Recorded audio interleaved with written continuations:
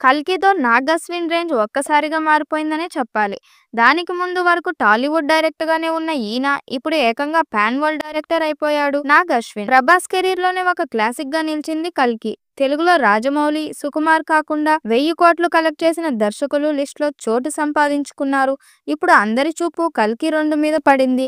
కల్కి 2తో మరో విజువల్ వండర్ క్రియేట్ చేయడానికి నాగ్ అశ్విన్ సిద్ధమయ్యాడు. డిసెంబర్ 2025 నుంచి కల్కి 2 మొదలుపెట్టాలని చూస్తున్నారట. ఏడాది జూన్‌లో విడుదలైన ఈ సినిమా బ్లాక్ బస్టర్ హిట్‌గా నిలిచింది. ఇకపోతే ఈ మూవీలో బాలీవుడ్ బిగ్ అమితాబ్ బచ్చన్ అశ్వత్థామ పాత్రలో నటించిన మెప్పించే విషయం తెలిసిందే. ఈ సినిమా బాక్సాఫీస్ వద్ద భారీగా కలెక్షన్ రాబట్టింది. కల్కి 2 ఎప్పుడొస్తుందనే విషయంపై నాగ్ అశ్విన్ స్పందించారు దర్శకుడు. ఈ సందర్భంగా నాగ్ అశ్విన్ మాట్లాడుతూ, ప్రస్తుతం స్క్రిప్ట్ వర్క్ నడుస్తుంది. అది పూర్తయ్యాక షూటింగ్ మొదలు పెడతాము. సెకండ్ పార్ట్లో భైరవ, కర్ణకు సంబంధించిన పార్ట్ ఎక్కువగా ఉంటుంది. అంతా సజావుగా సాగితే ఈ ఏడాది చివరి నాటికి సెట్స్ పైకి వెళ్లే ప్రయత్నం చేస్తాం. కల్కిలో మహాభారతం నేపథ్యాన్ని సెట్ చేసుకుని, సుమతి, అశ్వత్థామ పాత్రలను డిజైన్ చేసుకుని ఇక్కడి వరకు వచ్చాం. ప్రభాస్ స్క్రీన్ ప్రెజెన్స్ పార్ట్ 2లో ఖచ్చితంగా ఎక్కువగా ఉంటుంది. ముఖ్యంగా భైరవ, కర్ణ యాంగిల్లోనే కథ సాగుతుంది.